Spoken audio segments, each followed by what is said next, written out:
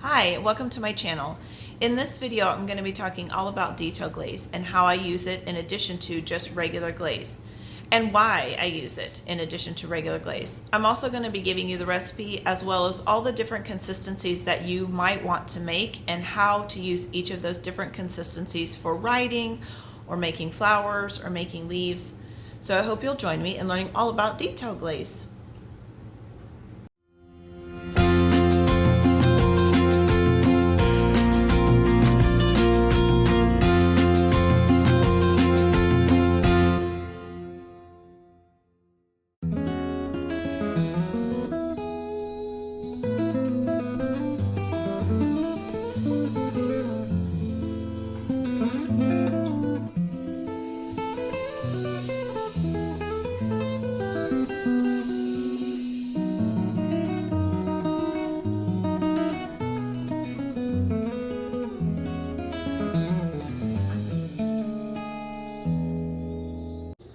So for this detail glaze, I just added the butter.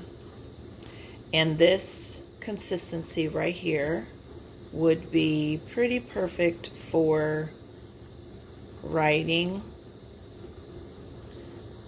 It's going to hold its shape, and see how it's staying on top of the surface of the icing.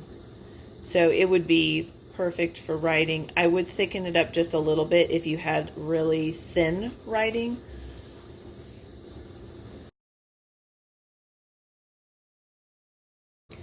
Now this consistency would be better if you had really scripty or really thin writing that you wanted to do on a cookie. I added the powdered sugar to it, just 1 spoonful, and I was able to make it just a little bit stiffer. It still flows off of my spatula, so that's what I'm still kind of looking for. Looking for it to still fall off my spatula in a nice, pretty, stream, I guess you could say. So this would be great for more scripty writing.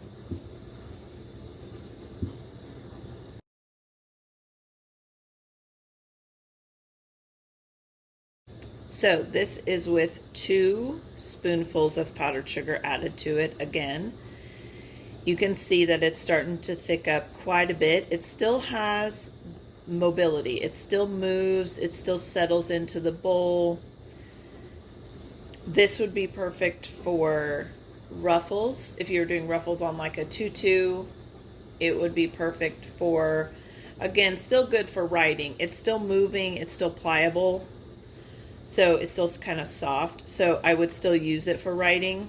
But this would also, like I said, be good for ruffles.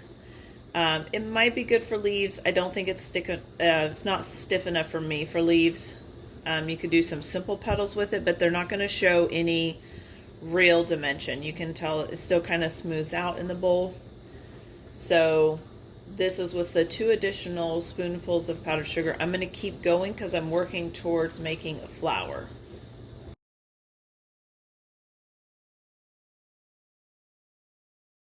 Okay, this is with 2 more additional scoops of powdered sugar, and look, you can see it's really starting to thicken up. It doesn't have as much mobility as it does. I have to make it move. I have to push it down in the bowl. So you can see this is really good for, again, still for the ruffles, really good. It's going to be better for leaves. It's holding its shape. Would be great for some petals if you wanted just a nice smooth petal, really holding its shape very, very much.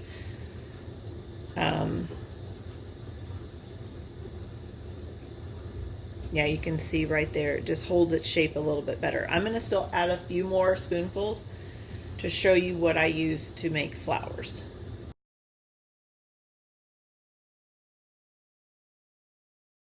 Okay, 2 more spoonfuls added, and we have now a really good consistency for flowers. You can see that it almost pulls itself into just a ball. It doesn't hardly move around in the bowl. It's holding its shape. So this is really stiff. I could make it stiffer if I wanted to. I could definitely add a few more tablespoons if I was trying to go for a much more stiff flower, like a really big rose or anything like that. So this is what I get it to in order to work with flowers. I get it to this consistency. I can still stir it, but it kind of starts to pull away from the bowl, and it starts to pull away from your spatula. See how it's like coming off of my spatula? So that's the consistency that I look for flowers. It's also the consistency I look for leaves. You still could use this for ruffles. You could use it for writing. It's just really going to hurt your hand. I try not to go this thick for writing because it definitely doesn't smooth out at all, and it just makes your hand hurt pretty bad. So I usually save this stiffness for flowers and for ruffles.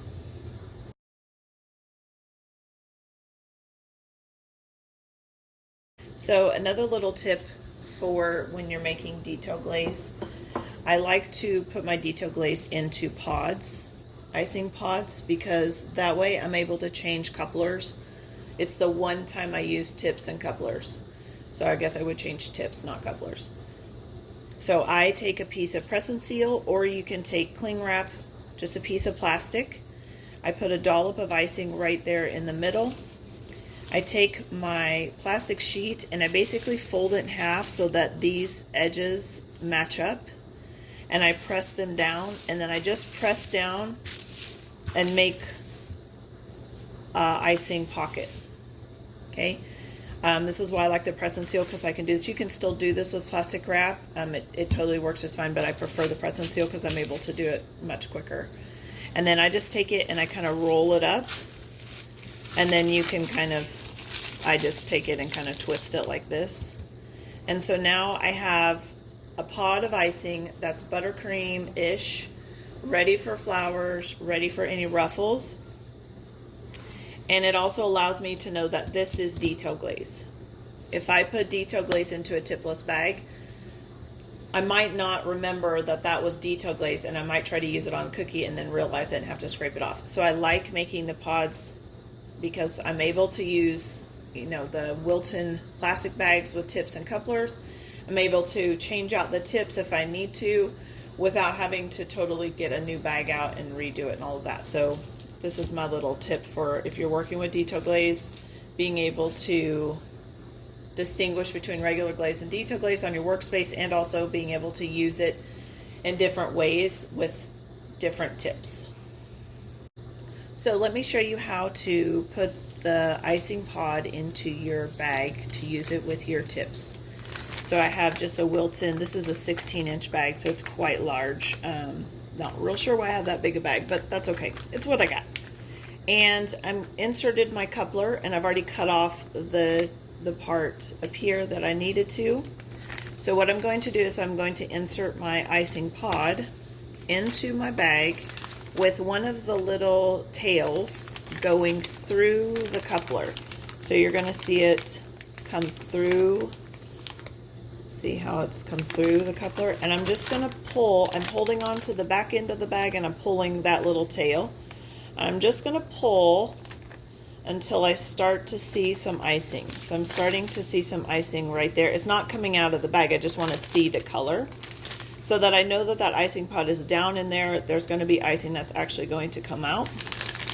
So then I'm going to take my scissors and I'm going to cut off that tail, and so now icing is coming out of my bag. And I'm going to put my tip on, and then I'm going to put my coupler on, and now I have my icing bag ready to go. And I'm going to go ahead and twist it and put a little bag clip to keep it from coming out the back end of it. And that's how you put together your icing pod into your bag with your tips and couplers.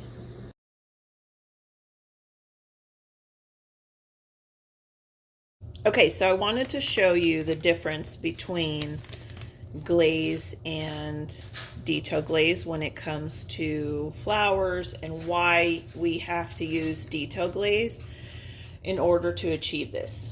So I have a bag with the detail glaze that I just made, and then I have a bag of just regular glaze in a bag with a tip. So I want to show you what happens when I pipe just a simple flower with the glaze. So with the glaze, when you pipe a flower, it will eventually just sink into a blob. And that's not what we want. So if I pipe the same flower, because this is the same tip, if I pipe the same flower using detail glaze, and I'm going to zoom in on the camera a little bit so you can see the difference. This would be why we use detail glaze. I want a nice defined flower, not a blob. So that's why we use detail glaze. I can't make leaves, I can't make ruffles, I can't make anything with glaze because it likes to go together with itself. So the fat that we added to the detail glaze just allows for that powdered sugar to hold its shape and to continue to not go together, okay? And it allows you to thicken it up. You can't just take regular glaze and just keep adding powdered sugar to it to thicken it up. It eventually will get so thick that you can't stir it anymore, and then it becomes pretty much useless. So adding the fat to it allows you to continue to add powdered sugar and it still be useful.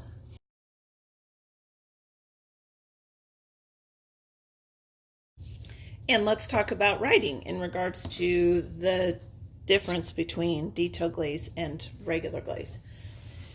I kept out some of the detail glaze when I was first mixing it, when I had it to the consistency that I said would be pretty perfect for writing.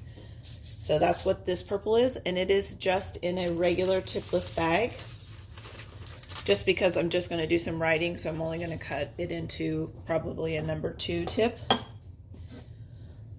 And I'm going to cut the regular glaze into a number 2 tip as well. Now these are not exactly cut to number 2 tips, I just give you that point of reference.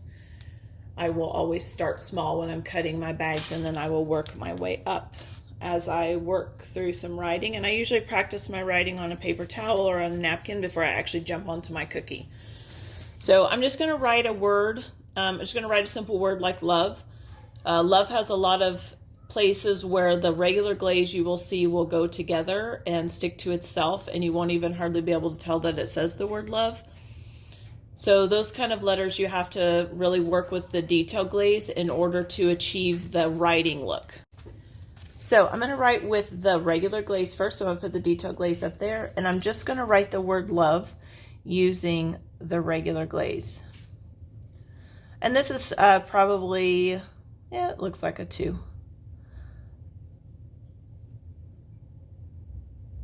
If you were putting this on a cookie, you want to have that nice pretty handwriting. So I'm going to let that settle in while I write the other love. First, I'm going to cut the tail off because it drives me crazy to have that tail on there. So this bag is cut just a little bit smaller, not much. You can tell that I'm also having to go slower with the detail glaze.